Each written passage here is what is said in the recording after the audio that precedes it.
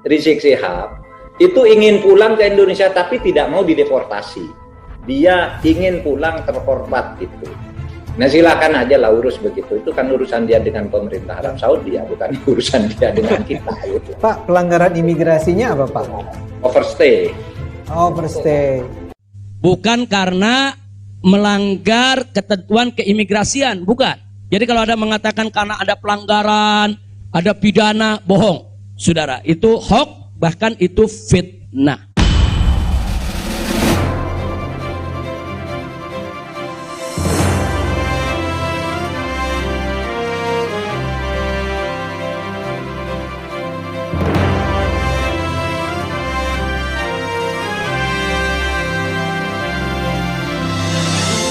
Nah baiklah, kemudian yang perlu saya sampaikan juga ya ikhwan, di tempat ini kenapa muncul aneka ragam isyaat, yaitu isu-isu, gosip, rumor dan lain sebagainya. Katanya saya mau ditangkap lah, mau dideportasi lah, kemudian juga overstay lah dan seterusnya. Jadi yang ingin saya sampaikan di sini, ya saya memang overstay pada awalnya. Jadi sebulan sebelum visa saya habis, saya waktu itu mendapat pencekalan, tidak boleh pulang. Nah, tapi pencekalan tersebut bukan karena melanggar aturan, bukan karena melanggar ketentuan keimigrasian, bukan. Jadi kalau ada mengatakan karena ada pelanggaran, ada pidana, bohong. Saudara, itu hoax, bahkan itu fitnah. Jadi saya dicekal li asbabin amniyah. Itu ditulis dalam surat cekalnya. Li asbabin amniyah, karena alasan keamanan. Nah, biasanya kalau alasannya melanggar di situ ditulis mukhalafatun nizam atau at-takhalluf anin nizam. Nah, itu namanya melanggar aturan. Enggak ada. Di dokumen saya tidak ada kalimat at-takhalluf anin nizam atau mukhalafatun qanun, enggak ada. Yang ada adalah li asbabin amniyah, untuk alasan keamanan.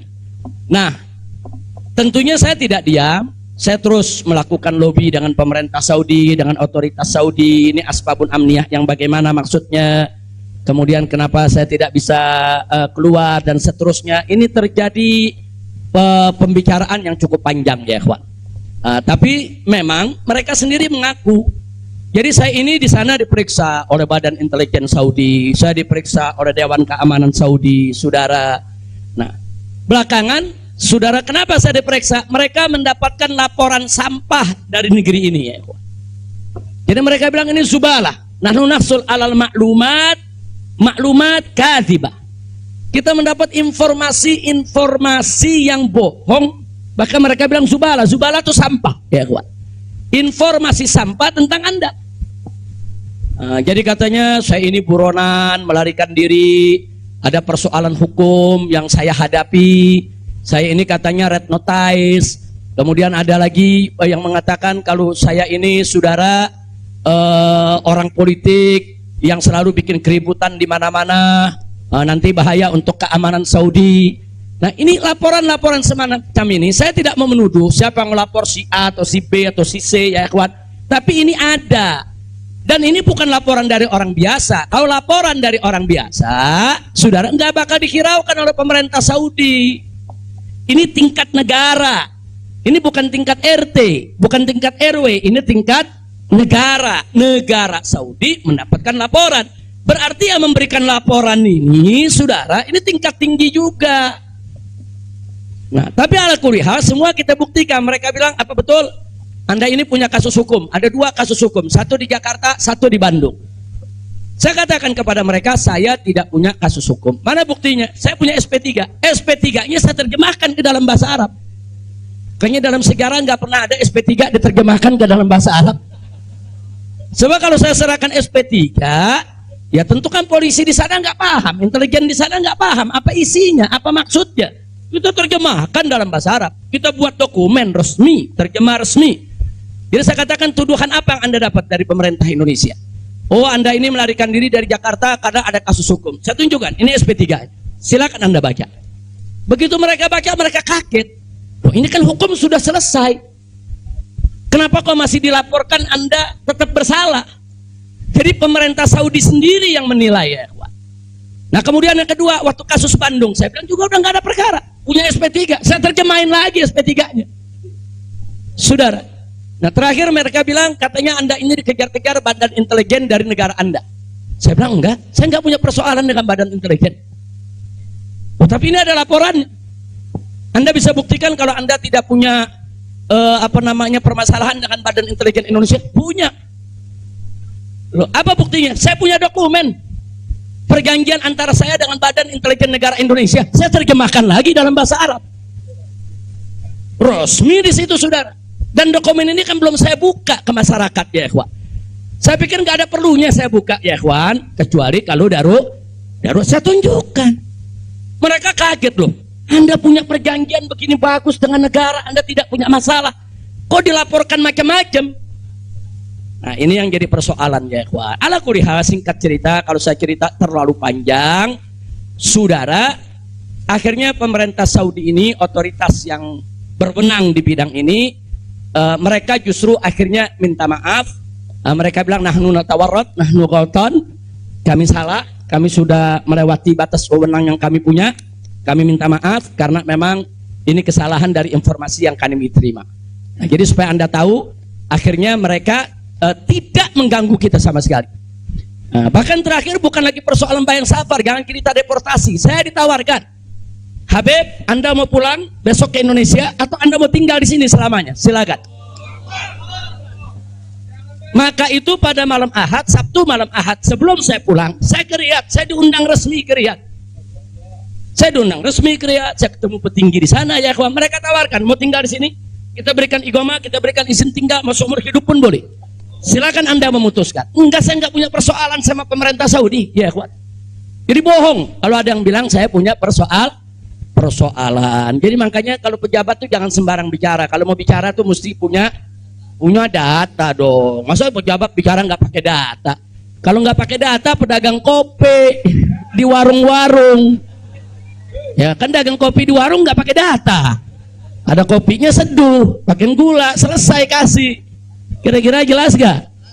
Ini kalau pejabat tingkat negara harus punya data, ya kawan, nggak sembarangan. Tapi baiklah, kita bagian akhir. Jadi begitu mereka sudah tahu itu semua, semula saya mau dibikinkan bayan safar. Bayan safar itu exit permit, saudara. Nah, bayan safar itu ada dua. Ada izin keluar Saudi, saudara, karena orang melakukan pelanggaran. TKI yang melarikan diri dari majikan, atau umpamanya ada tenaga kerja yang melakukan pelanggaran pidana, mencuri, berkelahi, atau membunuh saudara. Nah, mereka ini kalau diusir dari Saudi itu namanya deportasi dengan bayan safar. Tapi ada juga jenis bayan safar lain. Nah, seperti apa? Seperti orang yang mendapat suaka politik, itu kan perlindungan. Atau seperti orang yang dicekal politik, seperti yang saya alami, itu bukan pidana. Atau seperti mereka yang kehilangan warga negara, seperti orang-orang Rohingya yang tinggal di Mekah, itu mereka nggak punya warga negara, saudara. Tapi kalau suatu ketika mereka mau pulang ke negerinya, diberikan bayan safar kalau mereka mau pulang. Nah, kalau mereka nggak mau pulang, mereka dijamin silakan tinggal di Saudi Arabia. Nah, jadi ini namanya bayan safar. Tapi ternyata terakhir karena mereka menyadari saya tidak bersalah, ini yang menarik ya. Mereka sendiri yang mengatakan, ya Syekh, Anda tidak layak untuk dapat bayan safar. Karena kalau Anda dapat bayan safar, nanti catatan overstay-nya itu nggak hilang. Nah, jadi dalam dokumen keimigrasian kan ada overstay, itu nggak hilang. Nah, walaupun Anda tidak dicegah, tapi catatan itu kan jadi buruk. Anda nggak pantas untuk mendapat catatan buruk karena Anda tidak bersalah. Jadi saya tanya, lalu apa mau diberikan? Jadi dibatalkan itu bayan safar. Lalu apa mau diberikan? Kami perpanjang visa Anda. Jadi selama 2 tahun lebih, 3 tahun setengah itu ya kawan, seolah-olah saya punya visa umurnya 3 tahun setengah. Tidak ada overstay ya kawan. Nah, cuman pada saat mereka tanya, mau diperpanjangnya sampai kapan ya Syekh? Dia tanya, saya mau sebulan, mau 2 bulan lagi. Saya katakan enggak, saya mau pulang tanggal 9 insya Allah. Jadi cukup bayar safar, bukan bayar safar, tamdidnya cukup sampai tanggal 11 ya ikhwan. Nah, cukup tanggal 11, tanggal 9 insya Allah saya pulang. Nah jadi ini yang perlu saya sampaikan sekaligus klarifikasi, bohong. Kalau ada mengatakan saya melanggar aturan di sana, saya dicari, saya mau dipenjara, bohong. Nah, dan saya sesalkan kalau kalimat-kalimat semacam itu keluar dari mulut pejabat ya ikhwan. Kira-kira jelas tidak? Paham semua?